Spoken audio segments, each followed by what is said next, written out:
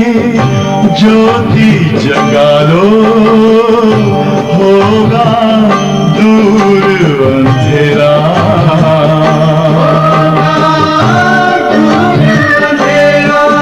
ओम शांति, ओम शांति, ओम शांति।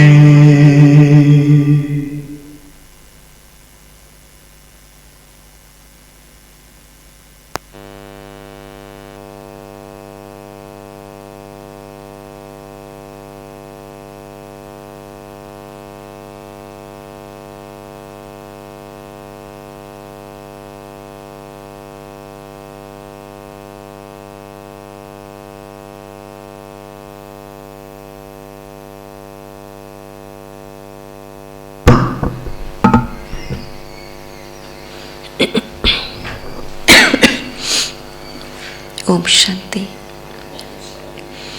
आज बाबा की 18 नवंबर की साकार मुरली है। बाबा ने बहुत सुंदर एक स्मृति दिलाई है कि हम ब्राह्मण बच्चे बने हैं, ईश्वरीय संतान बने हैं। जब परमात्मा की गोद ली है तो हमारा फिर कर्तव्य बन जाता है उनके डायरेक्शन पर चलने का। वो जो श्रीमत देता है उस श्रीमत का पालन करना, उनको फॉलो करना। तो बाबा ने आज बहुत सुंदर इस विधि से अगर हम स्मृति में बाबा की बात को रखते हैं तो बहुत सुंदर हम अभ्यास कर सकते हैं कि कैसे हम बाप दादा की गोद में बैठे हैं। और ये बाप दादा की जो गोद है वो बहुत सेफ है और बड़े सुकून देने वाली है। जैसे कोई बच्चा खेल खेलता हो और खेलते खेलते अगर उसका खेल पूरा हो जावे तो तुरंत जाकर के अगर सामने माँ बैठी होगी या बाप बैठा होगा, दौड़ के उनकी गोदी में बैठ जाता है और पूरे आसपास का जो भी चल रहा है एक्टिविटी वो सारा साक्षी होकर के देखता है। लेकिन जब उसको फिर खेलने का टाइम आता है फिर वो गोद छोड़ देता है और छोड़ करके तुरंत वो अपने ग्रुप में जाकर के खेलना आरंभ करता है। वही बात हम जहाँ पर भी रहते हैं, हमारे लिए वो कर्म क्षेत्र एक ऐसा खेल है जो पाठ बजाने के लिए हमें संसार में आई है। और जैसे हमारा एक के साथ का एक स्थान का पाठ पूरा होता है, तुरंत क्या करें हम, बाप दादा की गोद में चले जाए और उस वहाँ बैठ कर के फिर सारा साक्षी होकर के दृश्य देखे। तो जो आसपास की बातें चल रही है, आसपास के आत्माओं का पाठ चल रहा है, उसका प्रभाव फिर हमारे ऊपर नहीं पड़ेगा। लेकिन जब मुझे अपना पाठ प्ले करना होगा तब मैं अपने ही ओरिजिनल स्मृति में स्थित होकर वो पाठ को प्ले करूं।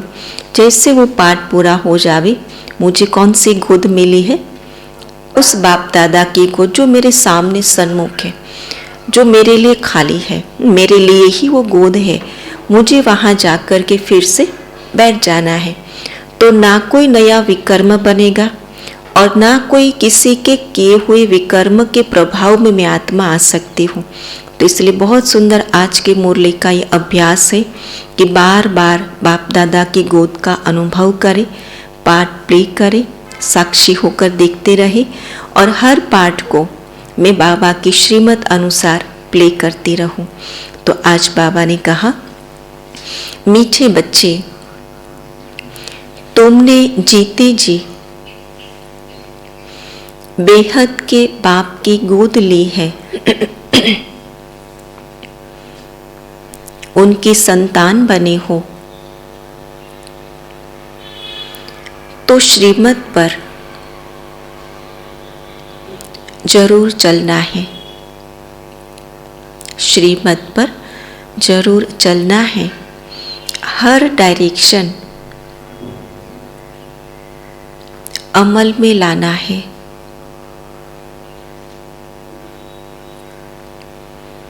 प्रश्न है, सृष्टि की वानप्रस्थ अवस्था कब से शुरू होती है और क्यों? सृष्टि की वानप्रस्थ अवस्था कब से शुरू होती है और क्यों?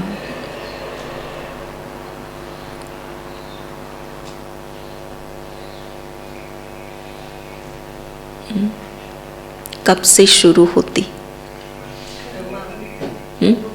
कलयुग के अंत में।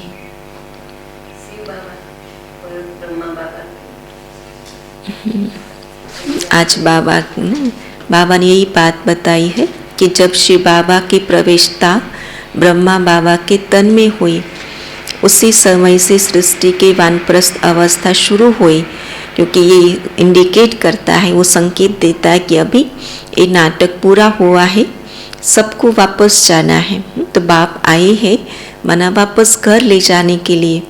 तो बाबा कहते, जब शिव बाबा इस ब्रह्मा तन में प्रवेश करते हैं, तब से सारी सृष्टि की वानप्रस्थ अवस्था शुरू होती है,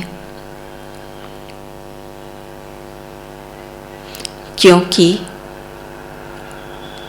बाप सबको वापस ले जाने के लिए, बाप सबको वापस ले जाने के लिए आए हैं। इस समय छोटे बड़े सबकी वानप्रस्थ अवस्था है। सबको मीठे घर मुक्ति धाम वापस जाना है, फिर जीवन मुक्ति में आना है। वैसे भी बाप जब इस ब्रह्मा तन में प्रवेश करते हैं, वैसे भी बाप जब इस ब्रह्मा तन में प्रवेश करते हैं तो इनकी आयु 60 वर्ष की होती है।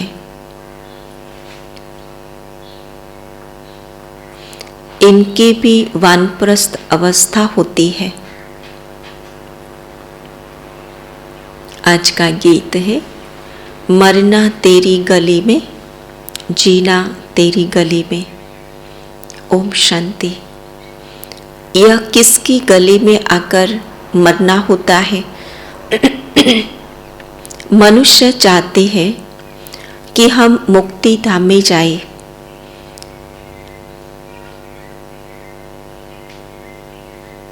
बच्चे जानते हैं जो भी मनुष्य मात्र की आत्माएं है, वह बाप के गले का हार जरूर है। जैसे लौकिक बाप की रचना लौकिक बाप के गले का हार है, तो बाप बच्चे को याद करते हैं। एक ऐसा संबंध है कि एक दूसरों को नेचुरल याद बनी रहती है। वैसे वास्तव में जो भी आत्माएं हैं वह सब याद करती है परम पिता परमात्मा बाप को। वह है हद का बाप और यह है बेहद का बाप। तो हर एक मनुष्य चाहते हैं हम मुक्ति प्राप्त करें, क्योंकि निराकार के गले का हार अर्थात मुक्ति और विष्णु के गले का हार अर्थात जीवन मुक्ति। तो बाप मुक्ति और जीवन मुक्ति देते हैं। बेहद के बाप के बच्चे बनेंगे तो उनके गले का हार बनेंगे। मेन बात है कि बच्चा बनना है, भगत नहीं, लेकिन भगत से जो ऊंचा संबंध है वो है बच्चे का संबंध, क्योंकि बच्चे के संबंध में वो वारिस होता है, वो अधिकार संपूर्ण प्राप्त होता है। तो इसलिए कल भी बाबा ने बहुत सुंदर मुरली में अव्यक्त बाप दादा ने कहा था कि अभी वो अनुभव करो। कौन सा? बालक सो मालिकपन का। और किसका मालिक बनना है? बाबा के दिए हुए सारे खजानों का मालिक बनना, उसका अनुभव करना है। तो बाबा ने कहा लौकिक माँ बाप के गले का हार है बच्चे, वह खुद माँ बाप भी किसी के बच्चे होते हैं। जैसे लौकिक बच्चे के माँ बाप और किसी माँ बाप के बच्चे होते हैं। गाती है तुम माता पिता हम बालक तेरे, जब हम तुम्हारे गले का हार बनेंगे तब हम सदा खुशी होंगे, सुखी होंगे। तो बेहद के बाप को याद करते हैं, परंतु गले उनके गले का हार कैसे बनेंगे वह आश रहती है। सो तो जब त्रिमूर्ति शिव बाबा आए और आकर तीनों को रचे, ब्रह्मा विष्णु शंकर को, तब ब्रह्मा द्वारा बेहद बाप के गले का हार बन सके। पहले लौकिक माँ बाप के गले का हार है, उनके जीते जी मरकर पारलौकिक बाप का बने तब वर्षा मिले। वो तो रहेंगे ही माँ बाप शरीर के, लेकिन शरीर के माता पिता होते हुए भी बुद्धि से जीते जी उनके ममत्व मिटा करके पारलौकिक माँ बाप का बनना। तो बाबा कहते जैसे कोई शाहूकार गरीब के बच्चे को एडॉप्ट करते हैं तो आकर शाहूकार की गोद लेते हैं जीते जी, है ना। तो पुराने तो है रहते ही है, लेकिन जब दूसरी गोद ली एडॉप्ट किया तो फिर पुराने से नाता फिर छूट जाता है, मन स्मृति विस्मृत हो जाती है, ममत्व टूट जाता है। वह गरीब भी जीते तो है ना, दोनों याद रहते हैं। तुमको भी लौकिक और पारलौकिक दोनों संबंध याद है। शरीर के भी तो सारे संबंध रहेंगे, लेकिन आत्मा के नाते जब परमात्मा से संबंध छूट जाते हैं तो फिर वो पुराने नाते से ममत्व टूट जाता है। तो दोनों से मिलना होता है। तुमने पारलौकिक माँ बाप की गोद ली है, उनसे सुख घनेरे लेने के लिए। क्यों बने बाप के? भगवान को ढूंढा क्यों? और जब ढूंढ लिया, वो मिल गया, तो उसका उद्देश्य क्या था? यही तो था कि पारलौकिक सुख मिले, परमात्मा सुख मिले, और उसी के लक्ष्य तो उनके बच्चे बने हैं। तो उनका सुख संपूर्ण प्राप्त करना ही ब्राह्मण जीवन का एक लक्ष्य हो जाता है। तो बाबा ने कल इशारा दिया था, और वो कौन सा? अमृत वेले का, है ना। तो अमृत वेले उठ करके अनुभवी मूर्त होकर के बैठे, अनुभवी स्वरूप बन करके बैठे। तो ये जो आज बाबा ने कह रहे कि सुख खनीरा प्राप्त करना, तो ये अमृत वेले बाबा की गोद का अनुभव करना, है ना। ये रोज रोज की मुरली से बहुत सुंदर सुंदर युक्तियाँ मिलती है पुरुषार्थ की। अगर उसको कैच करके पुरुषार्थ करें ना तो संपूर्ण आनंद ले सकते हैं। तो बाबा कहते वह हुई हद की गोद और यह है बेहद की गोद। जीते जी गोद ली है, जानते हो इनकी गोद लेने से हम देवी देवता कुल में सुख घनेरे पाएंगे। तो जिस माता पिता की संतान बने हो उनको जरूर याद करना पड़े। श्रीमत तो गाई हुई है ना, अब तुम प्रैक्टिकल उनकी मत पर चल रहे हो। ऐसे भी नहीं कि जट से सब एडॉप्ट हो जाते हैं, नहीं, आहिस्ते आहिस्ते बनते हैं। अब देवी देवता धर्म की स्थापना हो रही है, जाड़ धीरे धीरे वृद्धि को पाता है। क्रिश्चियन का भी पहले क्राइस्ट आता है, फिर 10, 20, 50 बढ़ते जाते हैं। यह जाड़ यहाँ सामने बढ़ता है, क्राइस्ट चला जाता है, फिर भी आकर अंत में शामिल होता है। यह तो बेहद का बाप है। बहुतों को शिव बाबा के गले का हार बनना पड़ेगा, तब फिर विष्णु के गले का हार बनेंगे। शिव बाबा तो है निराकार, तो ब्रह्मा द्वारा मुख वंशावली रचते हैं। त्रिमूर्ति शिव का भी अर्थ है, त्रिमूर्ति ब्रह्मा का अर्थ नहीं निकलता। तो बाबा करेक्शन भी करते रहते हैं। गोले के नीचे लिखना है, क्या लिखेंगे?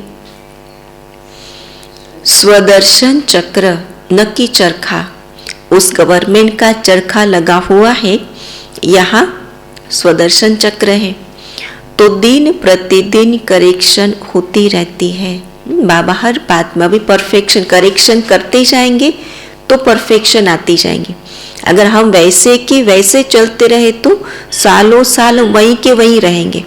और इसलिए दिन प्रतिदिन हमें अपने आप में करेक्शन करनी होती है। जो करेक्शन कर पाता है वो परफेक्शन को पाता है, और करेक्शन वो कर पाता है जो पहले अपने आप को चेक करता है ना। तो बाबा कहते, बाबा ने समझाया है कि हमेशा त्रिमूर्ति शिव जयंती कहना है। शिव बाबा ब्रह्मा द्वारा वर्षा देते हैं, तो शिव बाबा है तो वर्षा भी साथ में जरूर चाहिए। तो यह विष्णु है, वर्षा है ना। मध्याजी भव जो बाबा कहते हैं, तो मध्याजी भव माना क्या, जो मध्य में उपस्थित है विष्णु जी, वो है वर्षा।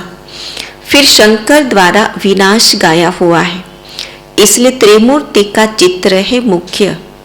त्रिमूर्ति चित्र चला आया है। वहां भी तुम राज्य करते हो तो तख्त के पिछाड़ी विष्णु का चित्र रहता है। यह जैसे कोट ऑफ आर्म्स है। इसका अर्थ मनुष्य नहीं जानते। बाप ने तुम बच्चों को समझाया है। यह ज्ञान अभी तुमको मिला है। देवताओं के पास यह ज्ञान नहीं रहता। वहाँ तो ज्ञान स्वरूप आत्मा है ना, वो सारा आत्मसात संस्कार में वो बन गया तो नेचुरल काम करता है। तीसरा नेत्र तुम ब्राह्मणों का खुलता है। बाप कितना सहज समझाते हैं, कितनी सहज, इतना ऊंचा ज्ञान है, लेकिन बहुत सिंपल तरीके से जो बच्चों की बुद्धि में बैठे वैसे बाबा समझाते हैं। मन मनाभव, बाप और वर्षे को याद करो। ब्रह्मा मुख वंशावली होना, बाबा कहते ब्रह्मा मुख वंशावली होना, तो मुख वंशावली जो शिव बाबा उसके मुख से कहते हैं याद करो। तुम ज्ञान गंगाएं भी ठहरे।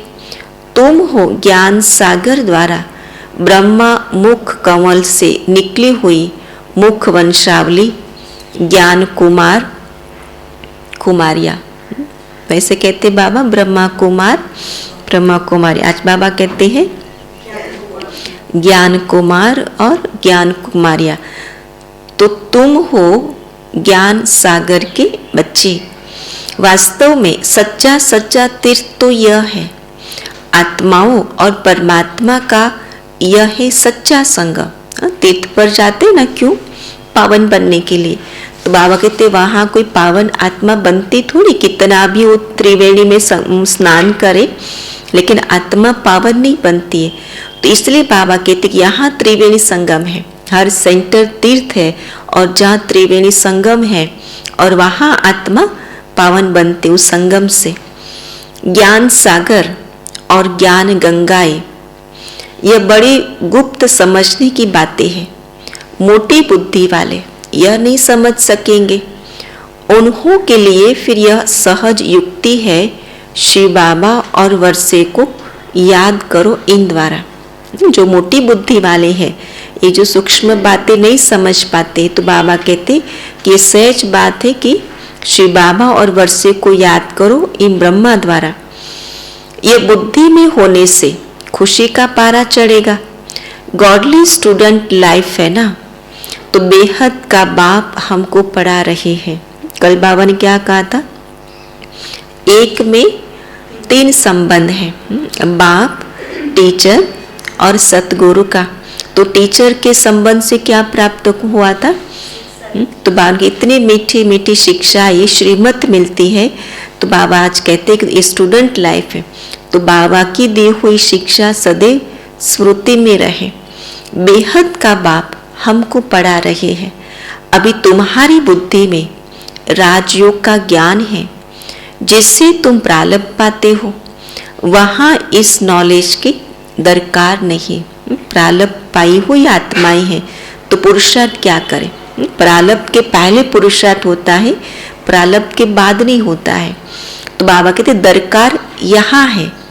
बाप कहते हैं कल्प कल्प में आकर राजयोग सिखलाता हूँ, रचना के आदि मध्य अंत का राज समझाता हूँ कि ये चक्र कैसे फिरता है। महिमा सारी है संगम की, जबकि पतित पावन बाप आकर पुरानी दुनिया से नई दुनिया में ले जाते हैं, तो पुरानी दुनिया के विनाश के लिए तैयारियां हो रही है। देखते हो आजकल दुनिया में क्या हो रहा है। आज बादशाह है, कल मिलिट्री बिगड़ी तो बादशाह को भी कैदी बना देते हैं, कोई को भी मार डालते हैं। ऐसे बहुत केस होते रहते हैं। आजकल कोई बात पर भरोसा नहीं है कि कोई भी, इसलिए ना दुनिया में तो बहुत डरते, बहुत ज़्यादा प्यार मिलता ना तो भी डरते कि अरे बहुत ज़्यादा प्यार नहीं चाहिए, और बहुत ज़्यादा बहुत मीठा बोलते ना तो भी बोलते अरे थोड़ा दूर रहना, दाल में कुछ काला लगता है ना। ये भरोसे वाली बात नहीं है। तो बाबा कहते ऐसे बहुत केस होते हैं। आजकल कोई बात पर भरोसा नहीं, दुख ही दुख है। आज किसी को बच्चा हुआ खुशी होंगी, और कल मर गया तो दुख है ही। दुख की दुनिया। अब बाप नई सुख की दुनिया का लायक बना रहे हैं, तो खुशी होनी चाहिए ना। बाबा ने ऐसी दुनिया से बच्चों को बचा लिया, तो अभी हमें वो सुख जो बाबा देने आया है उसका संपूर्ण हम फायदा उठावे। बाप समझाते हैं बच्चे, तुम सो देवी देवता थे, अभी असुर बन पड़े हो। कल तुम देवताओं की महिमा गाते थे, अपने को पापी नीच कहते थे, और आज कल ये थे ना जो ऐसा समझते थे, और आज क्या है, आज श्रेष्ठ स्वमानधारी बन चुके हैं ना। कितने सारे स्वमान टाइटल बाबा ने दिए हैं। तो बाबा कहते हैं हम निर्गुण हारे में कोई गुण नहीं, तो जरूर कोई पर तरस किया होगा। इन देवताओं को किसने गुणवान बनाया, यह अभी तुम जानते हो। परम पिता परमात्मा बिगर कोई देवता बना न सके। मनुष्य बिल्कुल विकारी पतित बन पड़े हैं, बूढ़े हो जाते हैं तो भी विकार नहीं छोड़ते। नहीं तो कायदा है 60 वर्ष के बाद वानप्रस्थ लेना चाहिए। शास्त्रों में ये सारा युग का माना 100 वर्ष को 4 आश्रम में बांटा है, और 60 वर्ष के बाद का जो आश्रम है वो तो वानप्रस्थ आश्रम कहा गया है। तो बाबा कहते पहले ऐसे करते थे कि 60 वर्ष के अंदर अपना बोझा उतार कर बच्चों को दे देते थे, सारी रिस्पॉन्सिबिलिटी से फ्री हो जाते थे, और फिर उस समय केवल आध्यात्मिकता को अपनाते। और इसलिए आज भी अगर कोई युवा को कहते कि भाई अभी मेडिटेशन करो, तो अभी हमारी आयु नहीं है ना, वो तो 60 साल के बाद की बात है। तो बाबा कहते अब 60 वर्ष की आयु में भी बच्चे पैदा करते रहते हैं। बाप कहते हैं इनकी 60 वर्ष की आयु में बहुत जन्मों के अंत में जब इनकी वानप्रस्थ अवस्था हुई तब मैंने प्रवेश किया। तब इसने भी सब कुछ छोड़ा। तो बाप के आने से सारी दुनिया के लिए वानप्रस्थ अवस्था हो जाती है, क्योंकि सबको जाना है वापस। इसलिए बाप कहते हैं मामेकम याद करो, छोटा व बड़ा कोई भी रहेगा नहीं। गारंटी थोड़ी है कि चलो ये आयु कम है तो एटलीस्ट वो 60 साल तक तो रहेगा ही। यानी कलयुग की निशानी में दिखाते कि कब जाएगा, कैसे जाएगा, कितनों को लेकर जाएगा ये पता नहीं है ना। अकाले मृत्यु, होलसेल मृत्यु, अचानक मृत्यु। इसलिए बाबा कहते हैं सबकी वानप्रस्थ अवस्था है। तो बाप आकर सबको मीठा बनाते हैं। मीठा बनाना अर्थात शब्दों की मिठास नहीं, लेकिन आत्मा को मीठा बनाते, इतना पवित्र बनाते, शुद्ध बनाते हैं।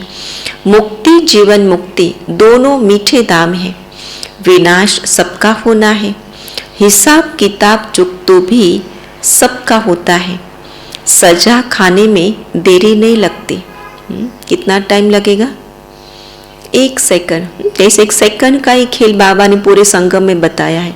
सेकंड में संशय आ जाता, सेकंड में निश्चय भी हो जाता, सेकंड का सारा हिसाब खेल भी खत्म हो जाता, और सेकंड में धर्मराज की सजा अनुभव भी करा देते। जैसे काशी कलवट खाते हैं तो पापों से मुक्त हो जाते हैं, फिर नए सिर हिसाब शुरू हो जाता है। बाकी मुक्ति में एक भी नहीं चाहते। वह समझते हैं कि शिव पर कुर्बान हो निर्वाण धाम में चले जाए। बाप कहते वापिस कोई जा नहीं सकते। पुनर्जन्म तो सबको लेना है। यह पहला नंबर ही पूरे पुनर्जन्म लेते हैं, तो जरूर पीछे वाले भी लेंगे। तुमने 84 जन्म लिए हैं। कल बाबा ने बताया था ना, कल क्या बताया था कि तुम क्यों पूरे 84 जन्म लेते हो, कि तुम शुरुआत से आते हो, तो इसीलिए कल्प वाली आत्माएं तो पूरे 84 जन्म लेती हो। शुरू से ही तुम्हारा पाठ चलता है। तुम्हारा यह है कल्याणकारी लीप युग। इस जन्म में अथवा इस धर्माऊ युग में तुम धर्मात्मा बनते हो। वह सब है हद की बातें। वह है धर्माऊ मास, धर्माऊ वर्ष, और यह है धर्माऊ युग। यह लिप जन्म ब्राह्मणों का एक ही है। ब्राह्मण है चोटी, फिर तुम देवता बनेंगे। अब तुम जानते हो बाबा हमको गले का हार बनाते हैं। हम आत्माई निराकारी दुनिया में रहती है, तो बाप खुद कहते हैं तुम जब अशरीरी थे तो मेरे पास रहते थे। शरीर धारण किया और सृष्टि पर आए पाठ बजाने। अब फिर बाप मिला है तो फिर से अशरीरी बनना है ना।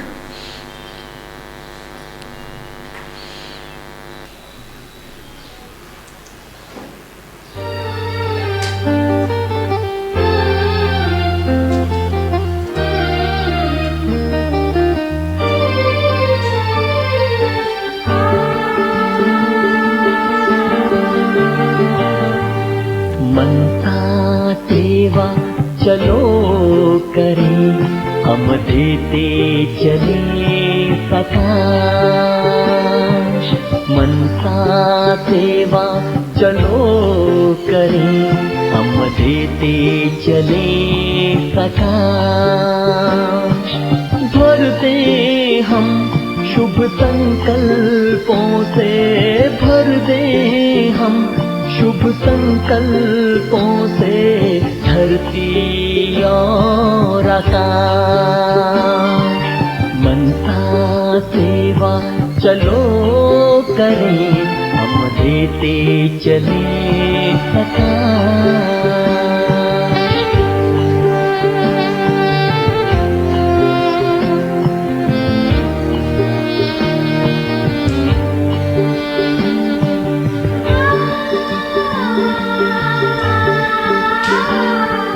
पवित्रता का सूर्य बने सुख दे, किरणें बिखरा कर।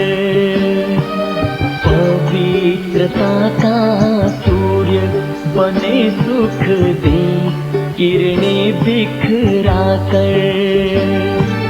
प्रेम के सागर बनकर भर दे खाली मन की गागर। ओ प्रेम के सागर बनकर भर दे खाली मन की गागर। हृदय की शुभ भावना तब आए प्रभु के पास। भर दे हम शुभ संकल्पों से, भर दे हम शुभ संकल्पों से धरती और आकाश। मनसा सेवा चलो करें, हम देते चले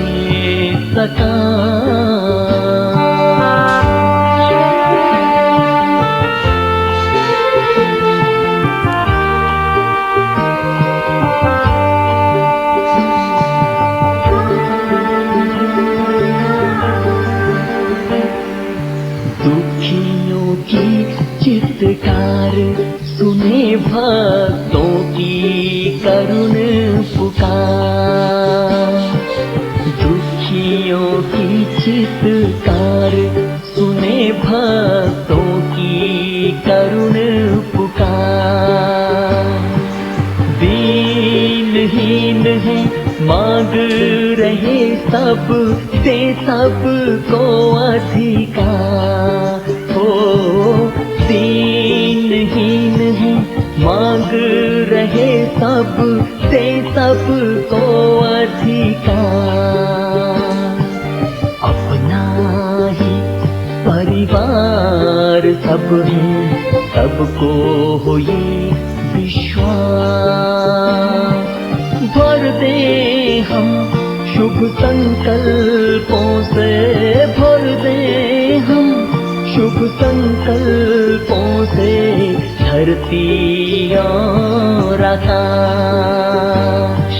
मनसा सेवा चलो करें, हम देते चले सकाश।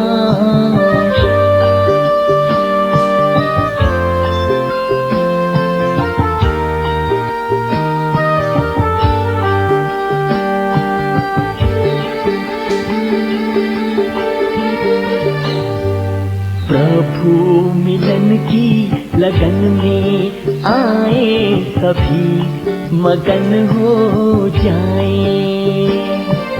प्रभु मिलन की लगन में आए सभी मगन हो जाए। प्रकृति और माया दासी बन झूला हमको झुलाए। हाँ, प्रकृति और माया दासी बन झूला हमको झुलाए। मनसा सेवा करते प्रभु के मन में करे निवास। भर दे हम शुभ संकल्पों से, भर दे हम शुभ संकल्पों से धरती और आकाश। मनसा सेवा चलो करें, हम देते चले सकाश। मनसा सेवा चलो करें, हम देते चले सकाश। हम देते चले सकाश। हम देते चले सकाश। हम देते चले सकाश।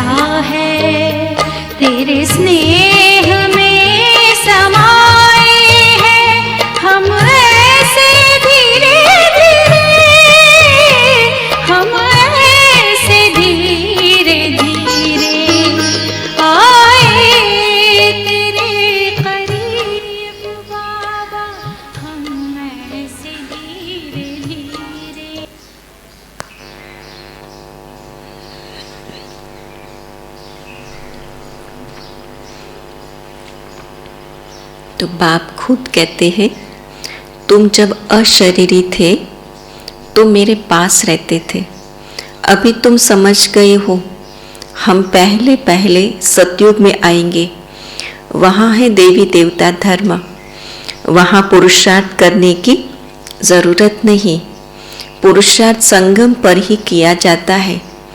संगम युग यह है, और जो संगम होते हैं उनकी आयु नहीं गिनी जाती। इस संगम के आयु है, बहुत छोटा सा युग है। इस संगम युग में ही बाप आकर इनको बदली करते हैं, बाकी उन योगों का कुछ नहीं है। 2 कला कम होने से राज्य बदली होता है, यह तुमको साक्षात्कार होता है। कैसे राज्य देते हैं? संगम युग में बाप आकर पतितों को पावन बनाते हैं, इसलिए इस युग की आयु जब से बाप आया है तब से गिनेंगे तो जरूर यह आया हुआ है। वही ज्ञान का सागर है, उनकी मुख वंशावली ज्ञान नदियाँ, यह ब्रह्मा कुमार ब्रह्मा कुमारियाँ है, इनसे ही ज्ञान पाना है। बाबा ने कहा है, कोई ऐसी नई चीज़ बनाओ जो समझाना सहज हो, उसमें त्रिमूर्ति शिव जयंती लिखो। बाबा डायरेक्शन देते हैं, परंतु बनाने वाला होशियार चाहिए। इस ज्ञान यज्ञ में विघ्न भी किस्म किस्म के पड़ते हैं, फिर सर्विस ढीली हो जाती है। शिव जयंती आई कि आई, बड़े धूमधाम से मनानी है।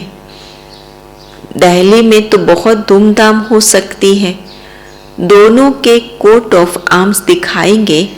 हम अपनी ईश्वरीय बात करते हैं, बाप है ही कल्याणकारी, तो बच्चे भी औरों का कल्याण करते रहते हैं, तो बाप देखकर खुश होते हैं। कहा जाता है, चैरिटी बिगिंस एट होम। मित्र संबंधियों को भी समझाना है, नहीं तो उलाहना देंगे। पॉइंट्स बहुत अच्छी मिलती है, चित्र भी अच्छे हैं, माला भी कितनी अच्छी है। रुद्र माला बन फिर विष्णु की माला बनती है। तुम ब्राह्मण हो सच्ची सच्ची गीता सुनाने वाले, सच्ची सच्ची यात्रा का राज तुम समझाते हो। यहाँ बैठे तुम याद की यात्रा में रहो तो पाप भस्म हो जाएंगे। तमो प्रधान से सतो प्रधान बनने का और कोई उपाय नहीं। योग की बहुत महिमा है, मेहनत भी इसमें है।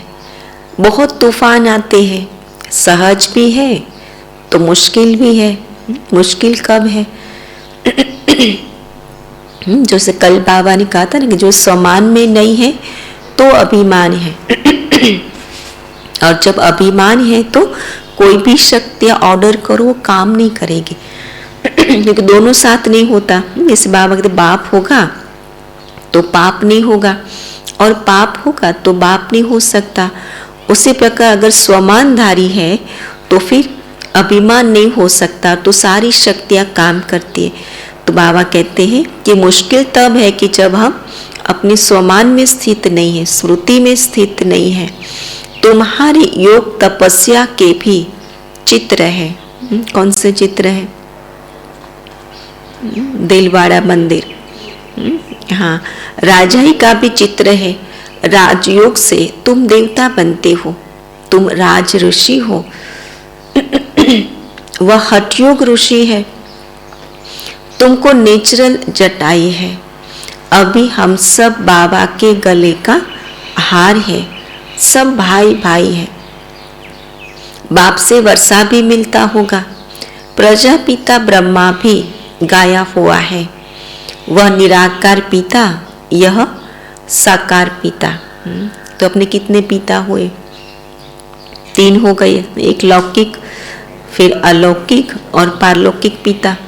शंकर के लिए दिखाते हैं, आंख खोली विनाश हुआ। शंकर को पार्वती, गणेश आदि दिखाकर गृहस्थी बना दिया है। अंधश्रद्धा बहुत है। बाप कहते हैं, मैंने तुमको शाहूकार बनाया था। तुमने मंदिर बनाकर, शास्त्र बनाकर, दान कर, फालतू खर्चा करते करते दुर्गति को पा लिया। फिर बाबा कहते यह भी ड्रामा में नूंद थी। तब तो बाप बैठ समझाते हैं, बाबा तुमको त्रिकालदर्शी बनाते हैं। तीनों कालों का ज्ञान तुम्हारी बुद्धि में है ना। इमर्ज स्वरूप में रहे, ये बहुत महत्व का है कि तीनों कालों का ज्ञान जब बुद्धि पट पट रहता है सामने, तो फिर कोई भी बात की समस्या नहीं रहती है, क्योंकि सारी समस्याओं का हल ही तो आध्यात्मिक ज्ञान है। तो बाबा के अगर नेत्र खुल गया तो सारी आफतें टूट जाती, समाप्त हो जाती है। अच्छा, मीठे मीठे सिकिलते बच्चों प्रति माता पिता बाप दादा का याद प्यार और गुड मॉर्निंग। रूहानी बाप की रूहानी बच्चों को नमस्ते। हम रूहानी बच्चों की रूहानी बाप दादा को याद प्यार, गुड मॉर्निंग और नमस्ते। आज की धारणा क्या होगी?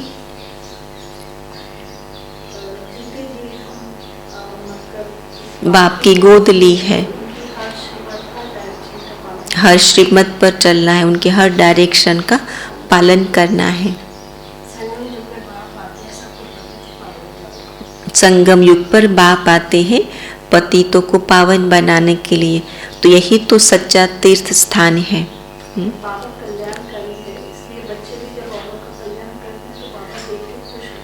बाप कल्याणकारी है, तो बच्चे भी बाप समान जब कल्याणकारी बनते हैं, औरों का कल्याण करते हैं, तो बाप देख फिर खुश होते हैं।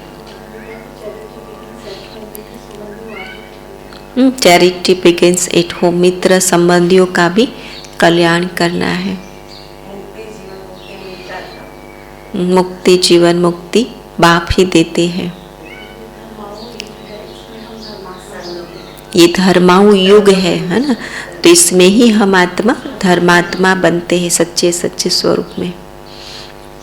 पहली पॉइंट है, यह धर्माऊ युग है।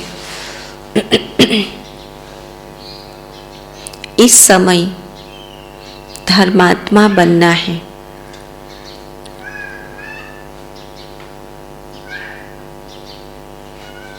सबका कल्याण करना है।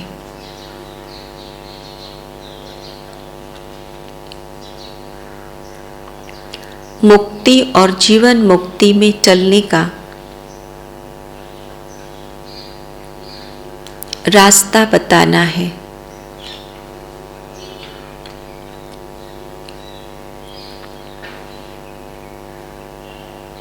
दूसरी पॉइंट, हमारी यह गॉडली स्टूडेंट लाइफ है।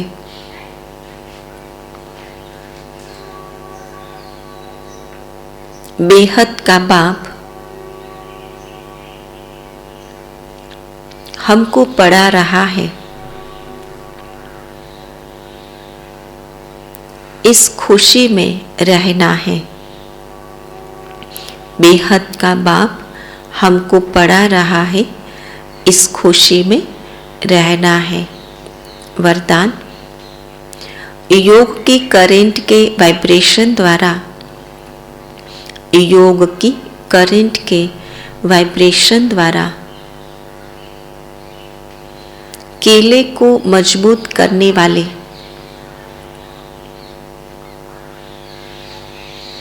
यज्ञ रक्षक भव।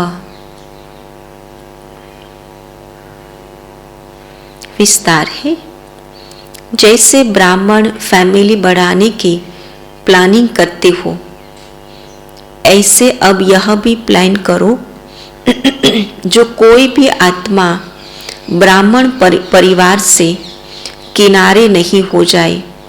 किले को ऐसा मजबूत बनाओ जो कोई जा नहीं सके।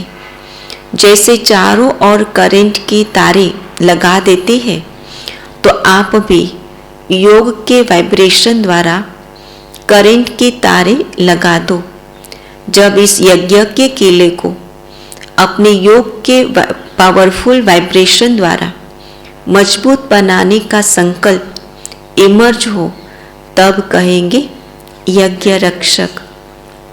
स्लोगन है, ज्ञानी तो आत्मा वह है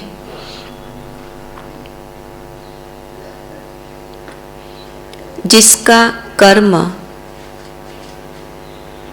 साधारण होते भी स्थिति पुरुषोत्तम हो। ज्ञानी तो आत्मा वह है जिसका कर्म साधारण होते भी स्थिति पुरुषोत्तम हो। ओम शांति।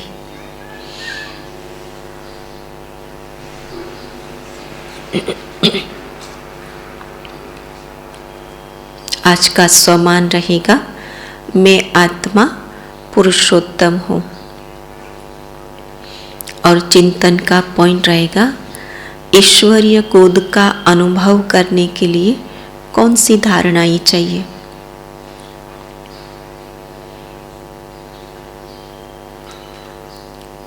तो आज पूरा दिन यही अभ्यास करना है। कर्म पूरा हुआ, एक पार्ट पूरा हुआ, बाबा की गोद में जाकर बैठेंगे।